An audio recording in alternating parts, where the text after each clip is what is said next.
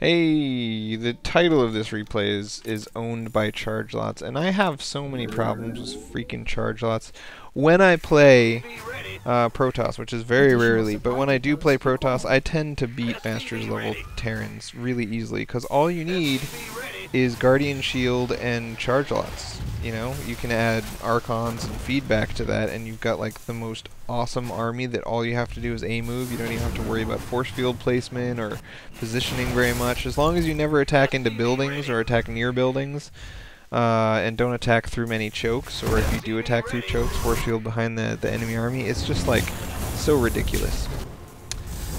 With no upgrades, I believe Zealots with Guardian Shield take half damage from Marines. They take -3 damage from your 6 damage Marines. So that's why Zealots and Guardian Shield just in general are so awesome. That and Zealots are like 160 health per dollar and like 13 damage per dollar. So like, not only are they the best tanking unit in the game, they also do more damage per dollar than like any other unit in the universe, in the Protoss universe anyway. So Zealots are crazy good. Be very wary of Zealots. So let's watch what's actually happening in this game, right? Look at this really quick storm. This is the type of thing where you lose to something like this and then you go, oh, well, I guess this is really strong. But in reality, he would be dead if you had attacked him. He only made 1 sentry and like no army. Look at his army spending. Oh, look at your army spending though. So this is the vulnerability of playing this macro style, is that you don't have any ability to do pressure. So if he techs straight to DTs with 0 defenses, for example, he's gonna get DTs at like 6.5 minutes. And you're going to be like, what the heck? Where are DTs coming from at 6.5 minutes? This is crazy. But the answer is, if you have no ability to put pressure on him, you're just going to lose sometimes to weird fast tech situations. I like to talk about StarCraft 1 carriers, because that's the same general idea. Like, if he gets to a certain point, there's nothing you can do about it. And so if he tries to fast tech to that, the counter is just to kill him before he reaches the point that he's going towards. So you just saw charge. Charge always means, not always, okay, charge usually means either Archons or High Templars or DTs. Sometimes all 3.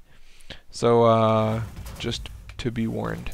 When you see charge, that's an extremely expensive research. That's like $500 research or something. He's going to use it for the rest of the game. You're going to be seeing large zealot composition for the rest of the game. So start immediately working towards your blue flame.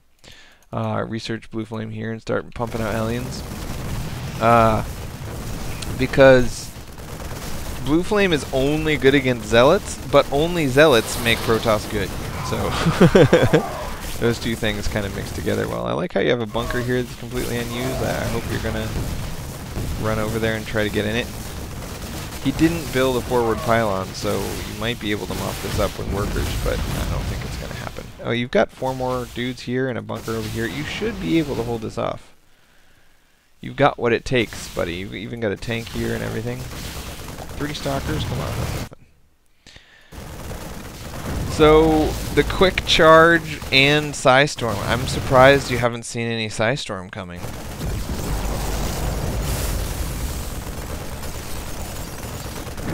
Yeah, it's easy to get cocky behind bunkers, because bunkers are so strong against most Protoss crap, like Stalkers and Sentries and even Immortals and, well, not Immortals, even, what are they called? Those things that shoot laser beams, frickin' laser beams from their eyes. Colossus, that's what they are. But bunkers are not that great against Zealots. I mean, obviously, if you don't have bunkers, you're even more screwed. But Zealots do so much damage that they can just take bunkers down really quick. Yeah, dude. Yeah, just seem to have been pwned. So this is, I've mentioned this in every replay of yours that I've watched for the last 6 years or something. You have this tendency to have an extremely small army, okay? So we're going to think army benchmark. 6 minutes, $1,000. You're off by 300, right? 7 minutes, you want $1,500. Let's see. Dun, dun, dun, dun, dun, dun, dun, dun, dun. All right. 1,500, you are off. You are 1/3 the army size that you wanted to have at this point. 1/3. That's ridiculous. All right. So 8 minutes, you need 2,000. you have 600. 600. You want to have 2,000, but you only have 600. It's just crazy. And then 9 minutes, you're going to want 2750. And you've got still 600. Nope, 875. So with 3 bunkers and no tech, that is... yeah, oh, and a turret, I guess. 2 turrets. So 500 extra, that's 1,300 when the benchmark is 2,700. So you're still under half the benchmark. And then finally at 10 minutes, you want to have 3,500 and you have 1,650. So, I mean, you had less than half the army size that the benchmark calls for. So it's not a wonder that you died. I mean, you died to this, but you could have died to anything. If you'd just taken, you know, $3,500 of stalkers, he could have killed you, even though stalkers are crap. Or just all void rays would have killed you. Just, you know, almost anything. When you have twice as much of it as your opponent is very good. So yeah, you really got to go into Yebbit and work out how to get an expansion up while hitting the 3,500 benchmark. And I think I emailed you recently the thingum.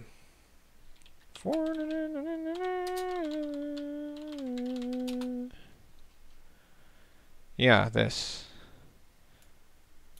So, I mean, you don't necessarily need to do this exact build, but look at one of the build demos that gets you either 4,000 or 3,500 by 10 minutes with an expansion, and do that.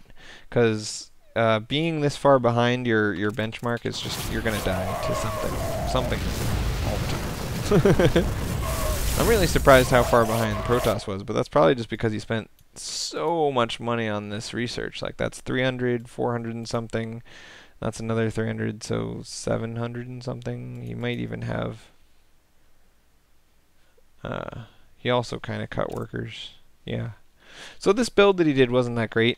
It was vulnerable early, which didn't matter because you weren't going to attack him early. And then when he hit you, it was with a pretty small army.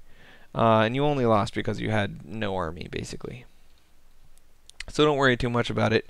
Work out how to get 3,500 bucks by 10 minutes. Do it. Do it. Do it.